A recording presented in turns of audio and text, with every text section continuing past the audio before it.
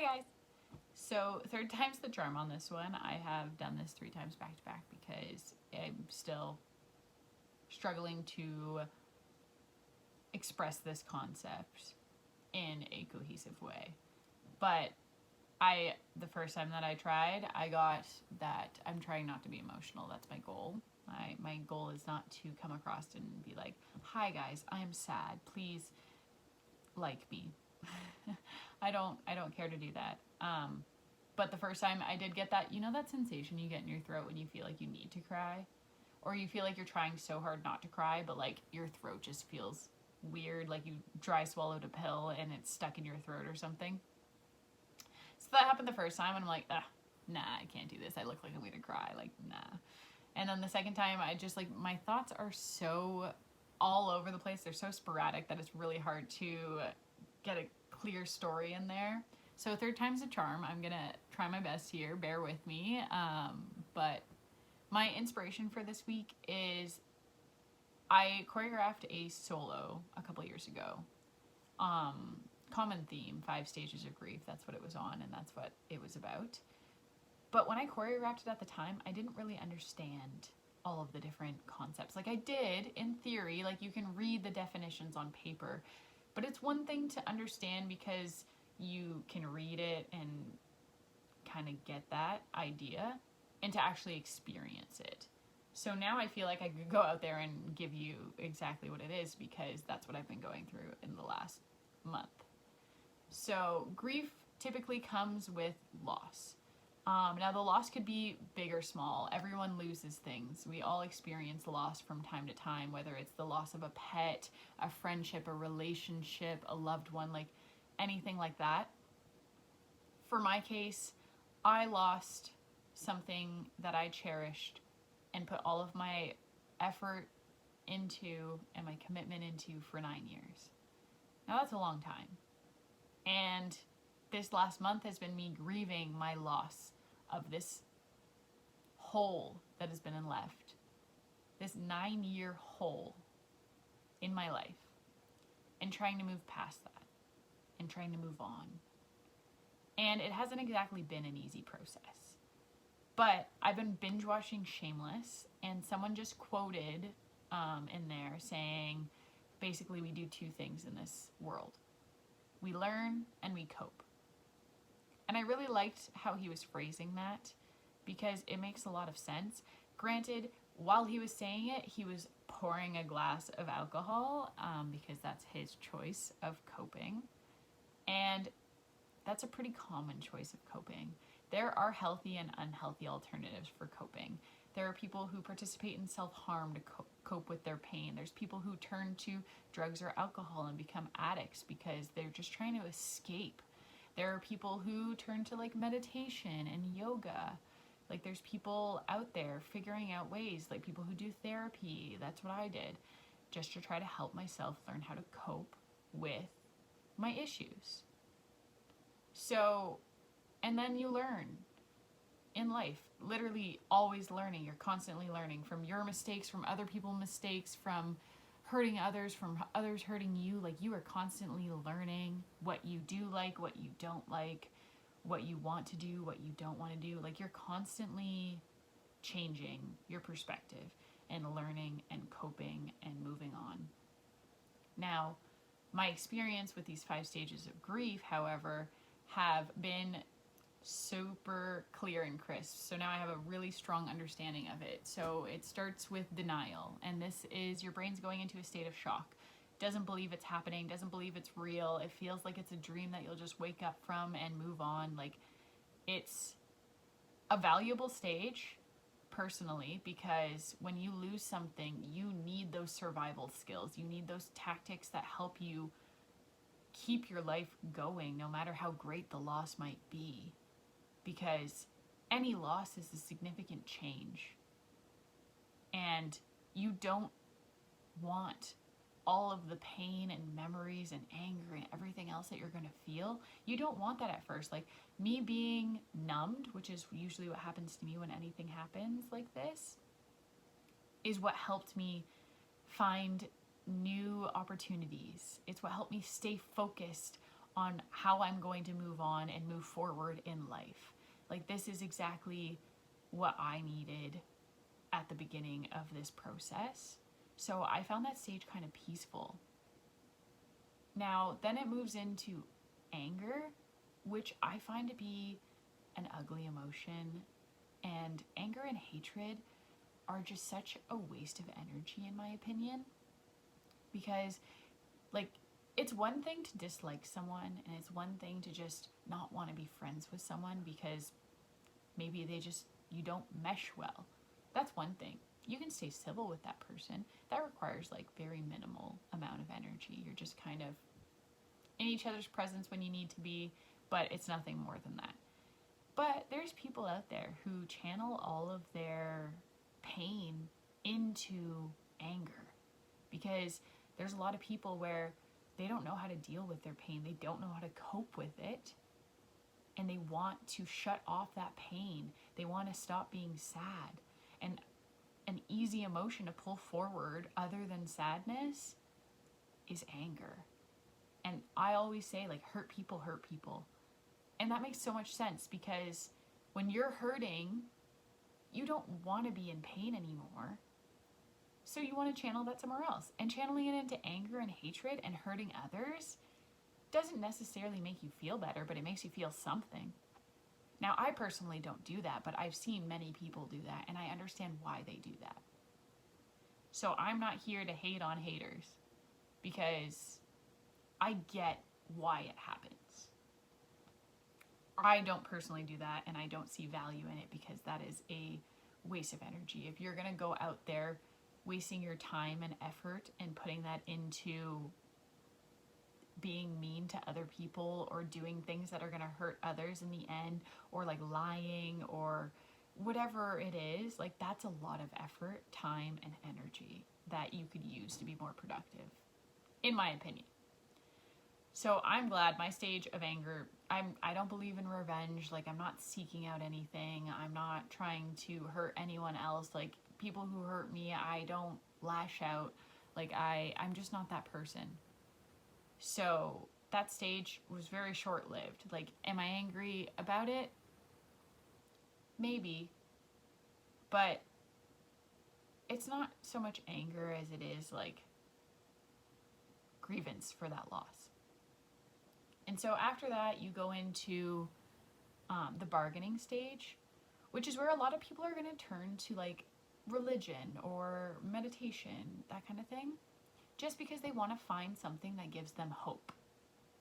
Now, me personally, I believe in karma, so I believe whatever energy I give out to the world will be given back to me in a positive way. So I always try to be really caring, empathetic, understanding, forgiving. Like, I really try to be that kind of person. But being that person does not mean that every single person I encounter is going to do that back to me. Like, that's not how karma works. I'm still going to have people that hate me. I'm still going to have people that hurt me. That's a part of life. So for me, I'm just trying to stay focused on being the best that I can be for others, for myself. Like, I am just trying to give out the best energy I can so that my opportunities continue to grow. And they have. They have for sure continued to grow. And I get a lot of compliments about that, like being good with children, like being good with people, like understanding situations, being empathetic. I get lots of compliments on all that. So for me, that is what I try to focus on. Try to keep my hope alive by giving out good energy to others. And then I also try to hope that the people that care about me will support me when I need it and will be there for me. And it can be hard sometimes, because I personally don't like to feel like a burden to anyone. So I try to avoid talking about things like this as much as possible, because I don't want to affect anyone in a negative way.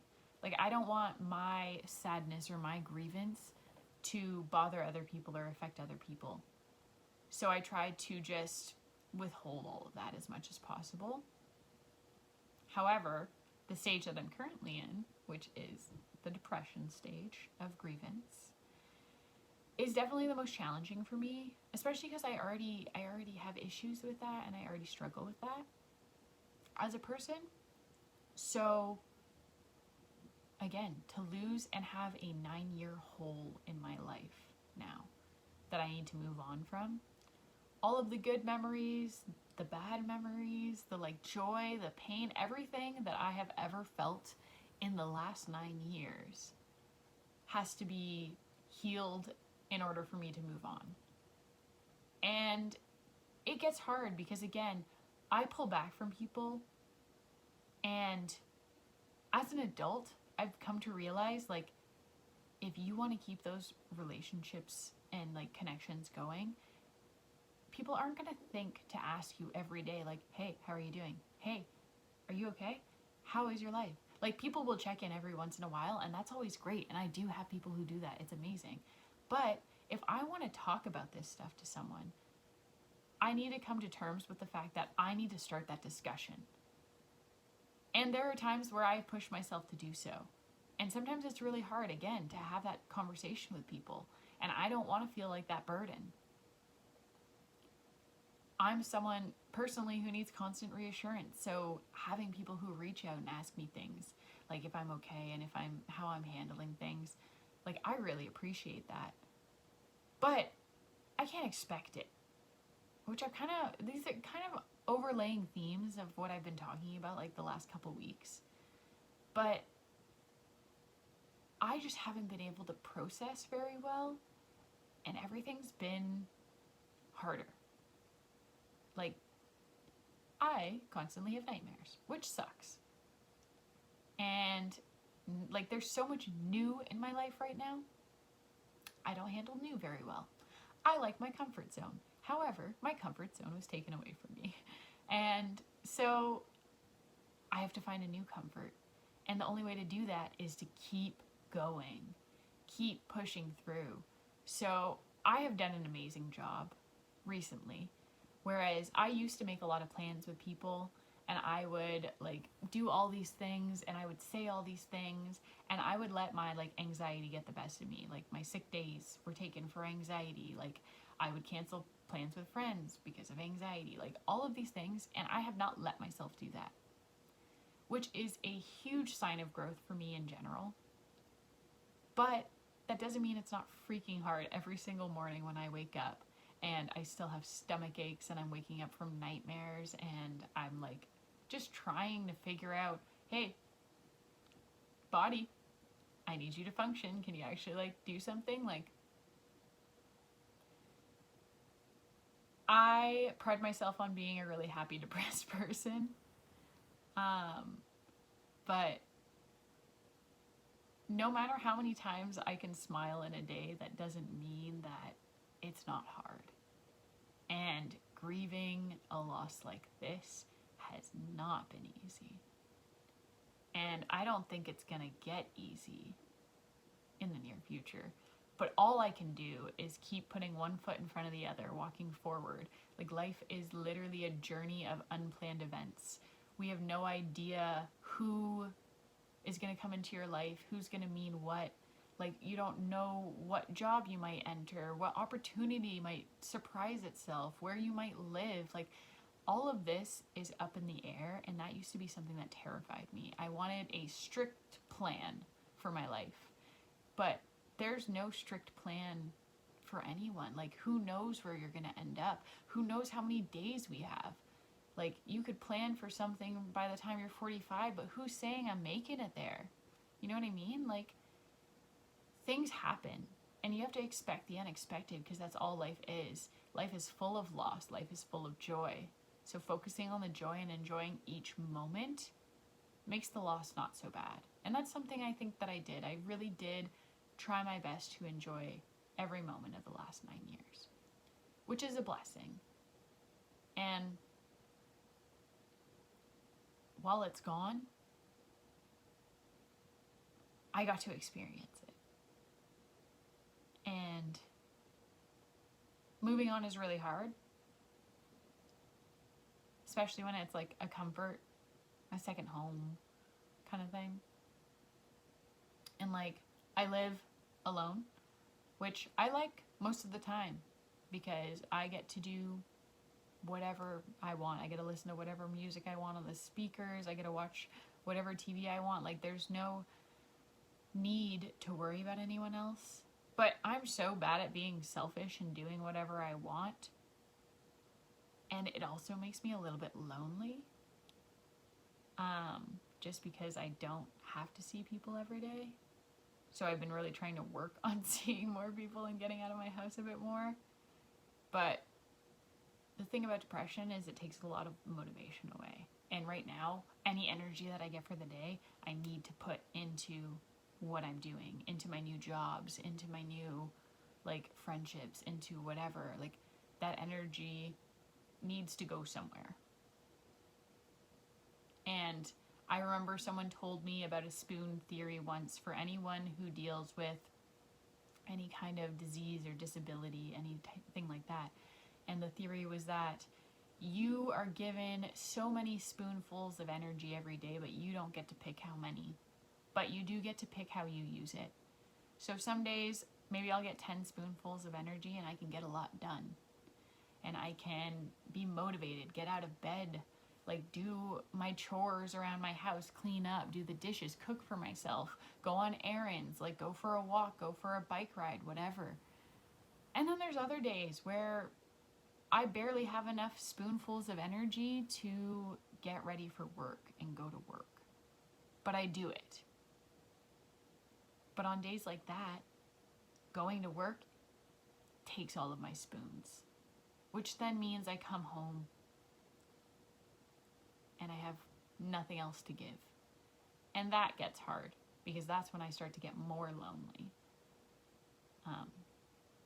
Now, I'm not telling you all of this because I want pity or sympathy or for anyone to feel bad. Like, that's not the purpose of this. It's more so just so I can, one, express my own thoughts about it, but also, like, if anyone else struggles with grievance, I think that it's helpful to understand. And the last stage is acceptance, and I'll get there one day. I don't know when that day will be, and I really don't know what my future holds, like I said, but I'll get there eventually. And